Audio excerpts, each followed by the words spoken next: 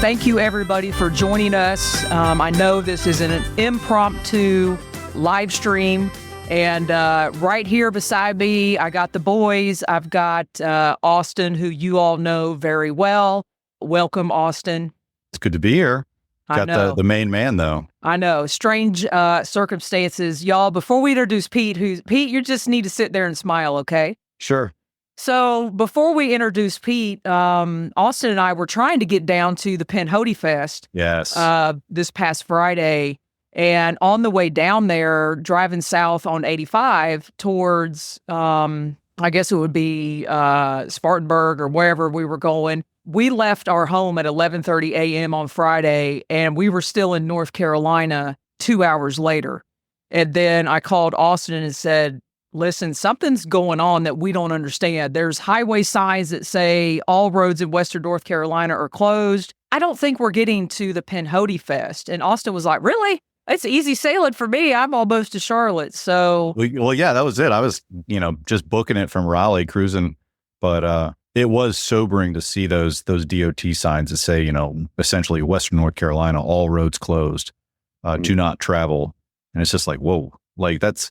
And the other thing that was we've seen this before with hurricanes, but just these just convoys of the Duke Energy powered trucks, and I saw a convoy of ambulances, the convoy of the Swiftwater rescue teams with the Zodiacs. I mean, it seemed like anybody and everybody from the East Coast was headed to, Tennessee, Western North Carolina.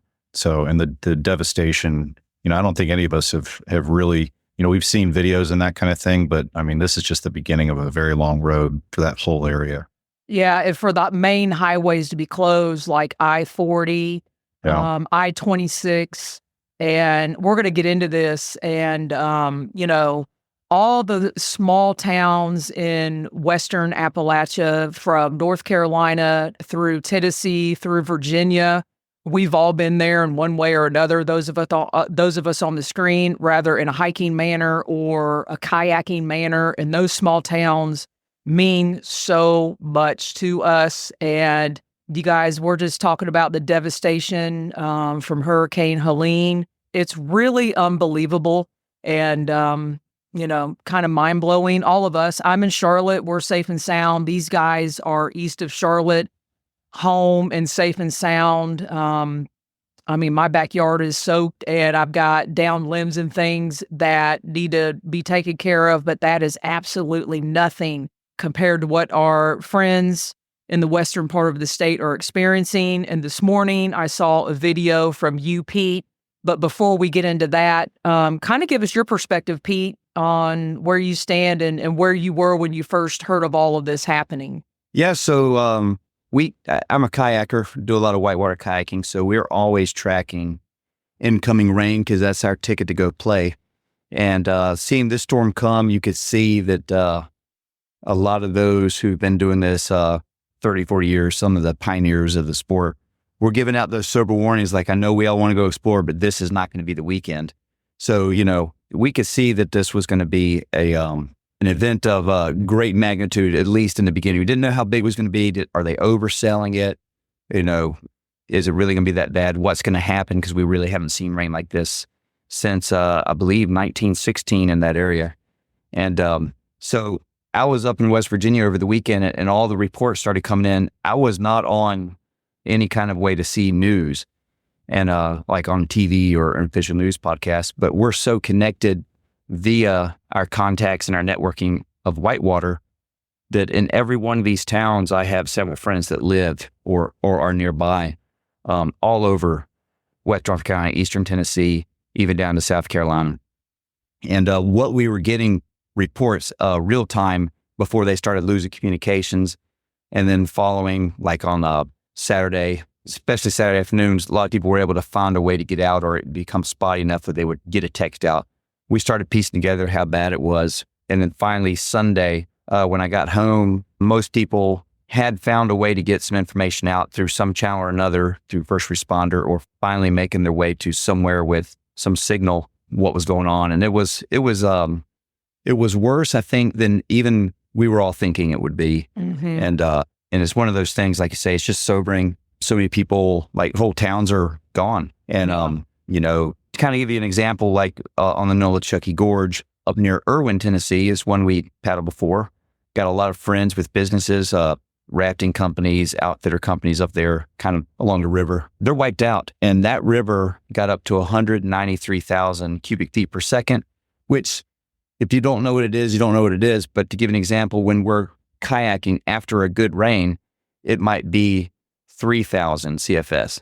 The highest previously recorded level on that river since 1901 was 80,000 CFS.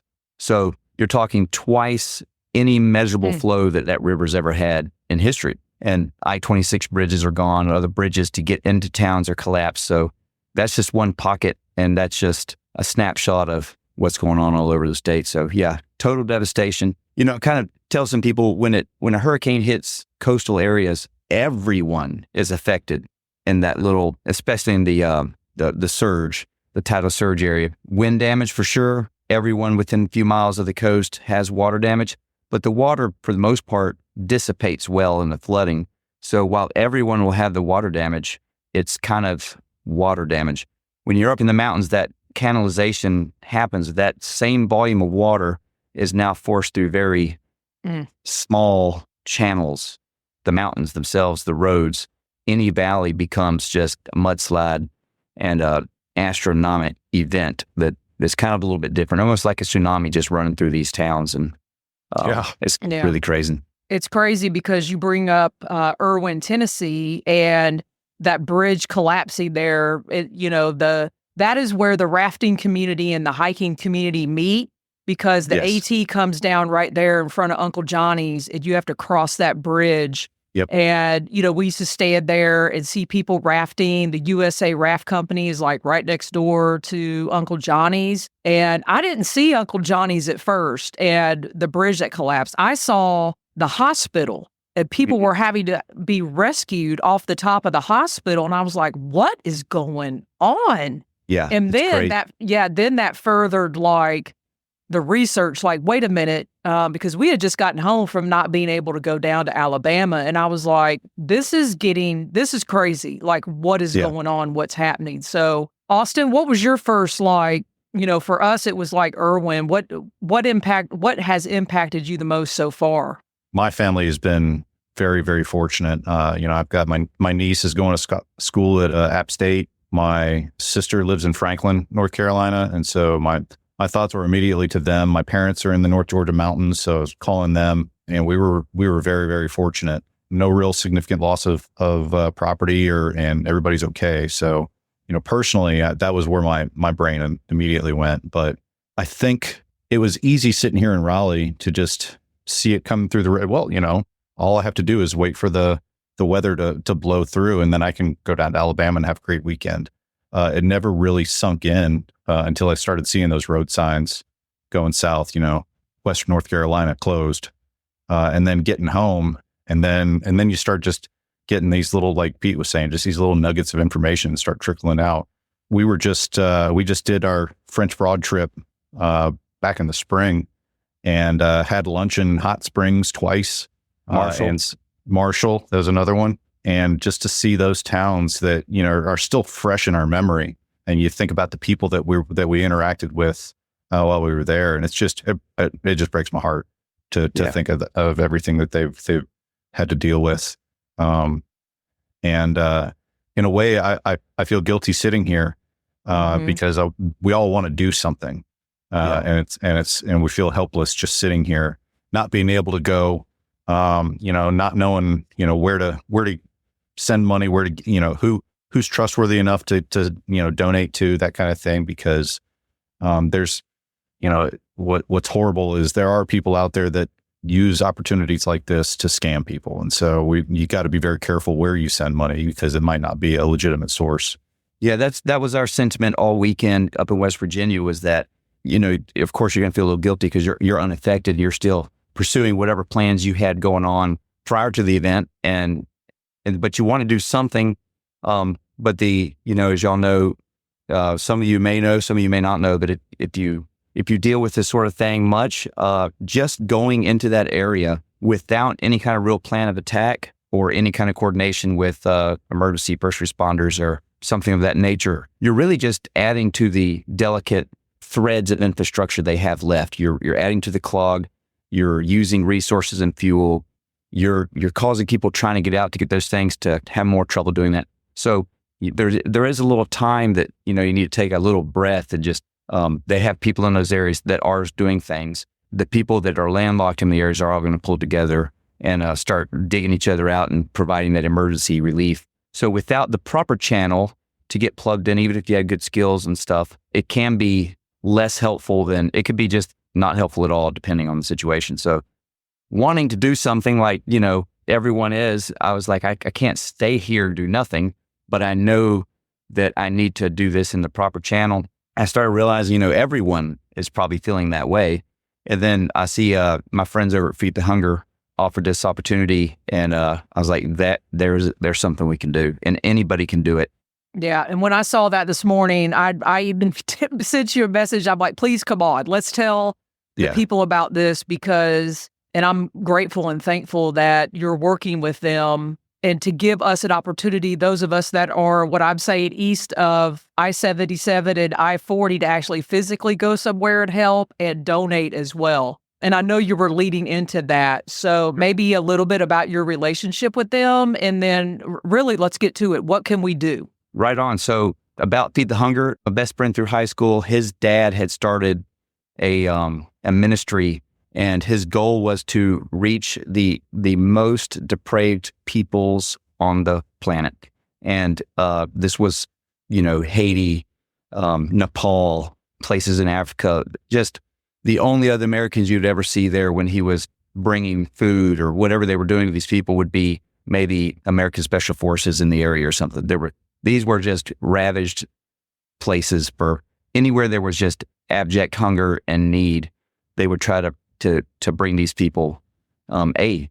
And what it developed is, as Joseph, my friend's older brother, Joseph Williams, took over for his dad, the focus became through just some events that had happened, feeding the hunger, and they started packing these meals, and they realized that this was the answer to get into anywhere they needed to go, because everyone has to eat, and everyone in the world knows how to cook rice.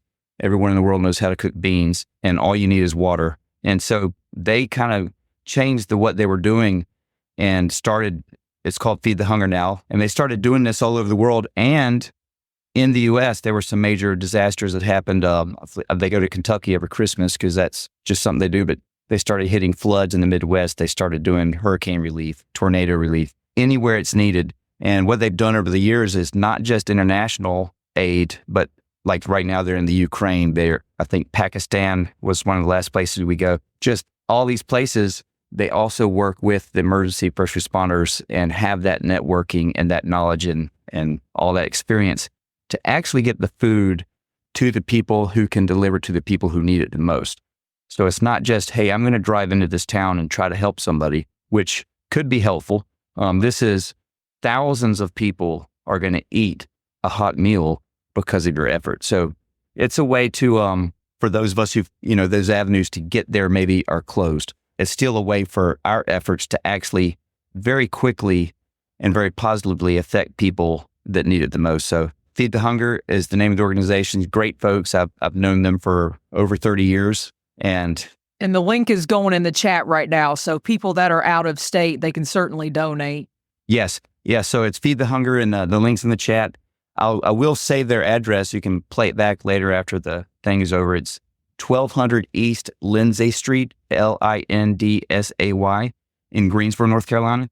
That's their facility, and they have the warehouse with the materials and the Packathon packing area. So what we do is they have the freeze-dried ingredients for all the meals, and the way their organization works is they get those ingredients in, and they have a very small, like, skeleton crew within the organization to begin with. So the way they work is they need volunteers to come create the meals. You put the food in, and I've got some videos up where we've done this. We do it every year at Christmas. A few of us went there for their opening of the new facility there, and then it's sealed, vacuum sealed, and then put in boxes. We take a box. Everyone cheers when you get a box. And in those boxes are 40 meals, and each meal will serve 6 servings. So there's 240 servings in a box. And so every time you cheer, 240 people are eating. And I think our Christmas Packathon, I think we did 36,000. I think that sounds right. Meals packed in just a short amount of time. So it's very streamlined. It's got one of the highest charity ratings you can have as they rank these people to the dollars in actually getting to the people. So it's not top heavy. There's not a big payout on the top, where some organizations, some not-for-profits are like that. This is you're getting a lot of bang for your buck. I know them personally, and it's easy to do. It's not, you just need to show up ready to buckle down and do some work for an hour, 2 hours, whatever you have in you, 6 years old, 85 years old, it doesn't matter. You can come and make a difference. When are they opening the doors, Pete? Because I know originally in your video that I saw this morning, you were thinking maybe Wednesday, Thursday, Friday. I know for certain I'm going to commit to some hours, either Thursday or Friday. Yeah, so contacted Joseph, messaged Joseph, and I asked him, I saw that they said they're tentatively planning for Wednesday afternoon or Wednesday evening. So I asked him, he says, yeah, we're thinking Wednesday. We'll know for sure either tonight or tomorrow at some point.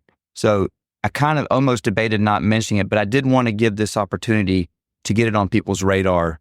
And so you can probably check back in to the link here, go to their website. They probably have the information there. But as it stands now, Wednesday night is what they're planning to open the doors and have several days of Packathon where people can come and pack. If you cannot physically get there, but still want to help, there is the donate button, because they're going to be getting in a lot more of the materials to pack, and that costs money. Traditionally for us, when we do our merch sale, all those funds, all the proceeds go to sponsoring the meals for the Packathon. So we'll pay for the product ourselves, then a bunch of us will come and pack it, and then that's how the operation works. And so yeah, if you can't pack and you want to donate, that's just as helpful for giving materials. If you can't donate but want to pack, there's a place for you too. So it's we'll take all comers.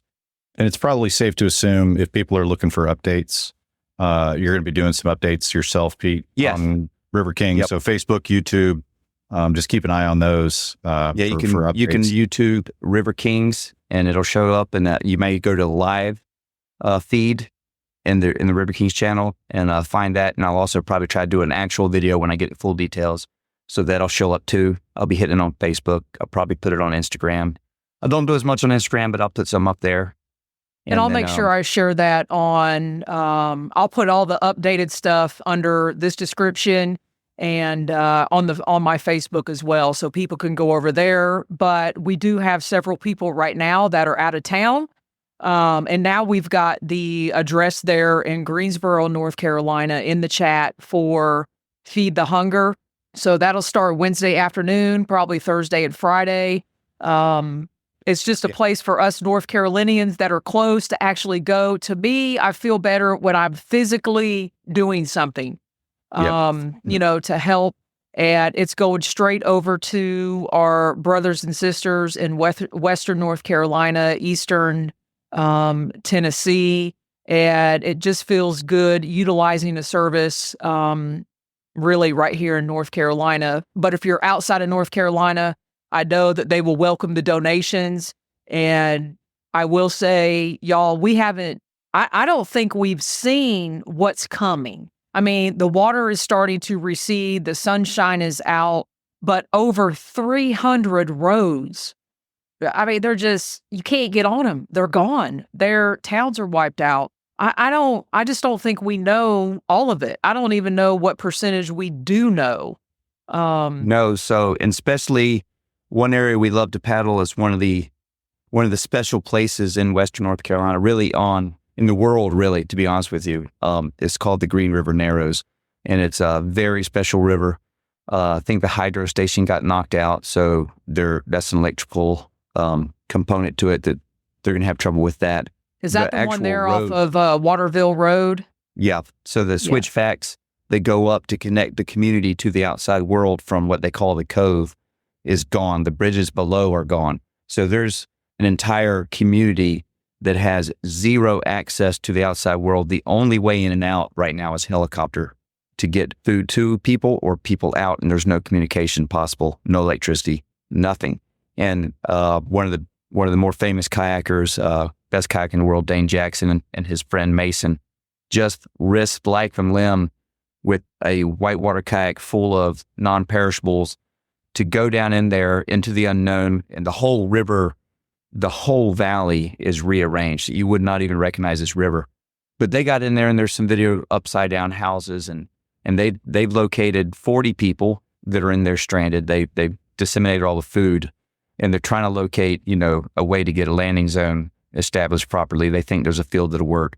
That's one small, tiny pocket of West North Carolina that is basically probably 80% of West North Carolina is made up of those little pockets, those little communities. And the way the infrastructure repair works is you can't start there.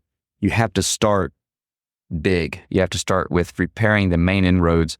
And by the time it's all filtered out to those little pockets of people, it takes time. So wanting to help those people who need it the most is going to be very, very, very difficult for the average person.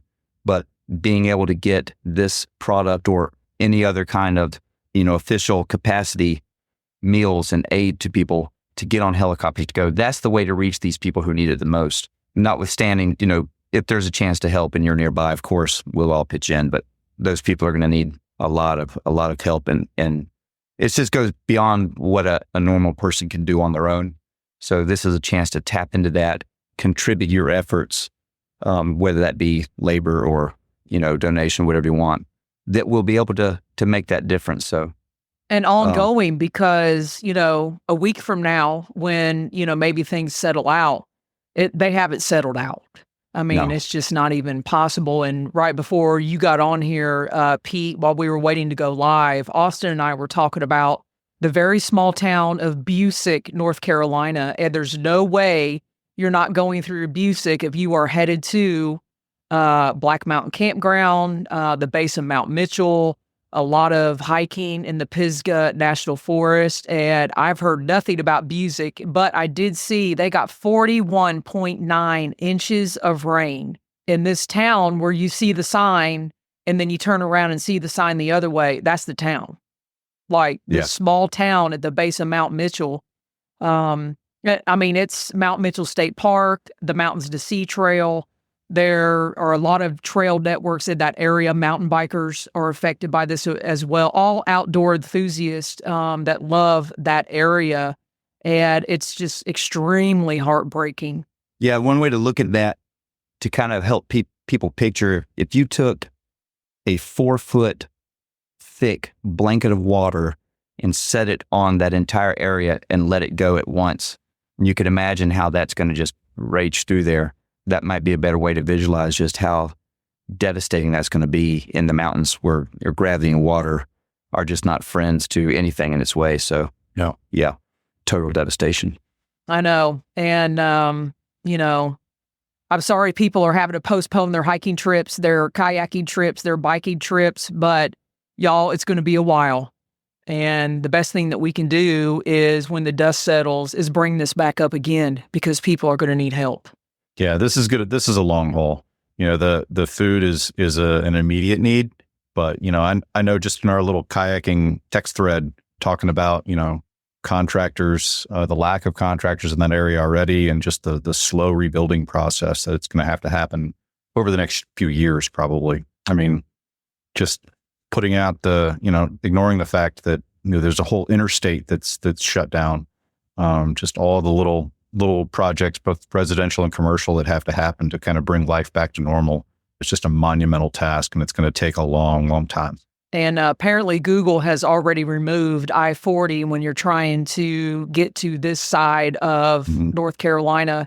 And I would say on the other side of East Tennessee towards Knoxville as well. So it is devastating when you see signs up that say all roads in Western North Carolina closed. And when you try to map something out via Google or Apple Maps, it's just not feasible to get, from North Carolina through Tennessee and the surrounding states. In Virginia, Virginia and South Carolina, many, many towns decimated. So, you know, we're just devastated, I think is the word, and don't really have, you know, an eye on what this really is. But what we can do right away, Pete, if you want to tell us one more time, we'll put the donate button up there again. I know you've got information on the River Kings YouTube page, your Facebook, and just let everybody know one more time. And then we're going to let you go. And y'all, we're just going to keep praying and keep donating what we can. Yeah, so River Kings is my YouTube channel, and basically we're just trying to ultimately stay connected to our memories, and it's kind of turned into something unexpected, and we've just been trying to find a way to use that for something more than just being another YouTube channel. So we connected early with Feed the Hunger, a local nonprofit, basically a charity that is, its mission is literally feeding people wherever there is need, from the Ukraine to Nepal to Pakistan to anywhere in the world, also within the United States, anywhere there's just depravity, you know, abject poverty, natural disasters, whether that be hurricane, flooding, anything. And Feed the Hunger is a great organization. They know what they're doing. This is what they do. They pack these meals, and we'll pack the meals, and they'll be shipped to the people in Western North Carolina, East Tennessee that need this. The Packathon is tentatively going to start Wednesday afternoon, Wednesday night, and go for several days is what I've heard. I will get final information on that either today or tomorrow. And the event, where you go to pack, is going to be at their Greensboro location, and that is 1200 East Lindsay Street, Greensboro, North Carolina. And that's Lindsay, Lindsay. You can go to feedthehunger.org. There's a donate area if you can't come, but you want to contribute. You know, that's just as important, and all of it will be greatly appreciated. So yeah, we're locked into these people every year. All of our merch sale proceeds go to them. I've known them personally over 30 years, the family that runs this, and you can go check their non-for-profit rating. It's one of the best there is. And so, yeah, it's something you can trust. It's gonna go to people quickly. It's gonna go to people that need it, and there's gonna be warm meals and other things as well. But the main thrust is warm meals. So if you want to do something, you're not sure what to do, it's a great opportunity to get plugged into something that will make a difference. Absolutely. Thank you, Pete. Thank you for joining us. Austin, any parting words? No, just keep an eye on the River Kings channel, both on YouTube and Facebook for more updates. But I think this is a great way for everybody that feels helpless trying to help. It's a great way to sink your teeth in. Even if you can't physically be there, it's real easy to donate and know that money's going directly to where it needs to go. All right, Pete, thank you very much. I know this was last minute, so I truly appreciate it. Austin, it was last minute for you as well. I truly appreciate it. And if y'all will share this, share Pete's information, let's get it out there. And yeah, guys, let's just do what we can. So we will sign off for now. And y'all, we will see you soon. Take care.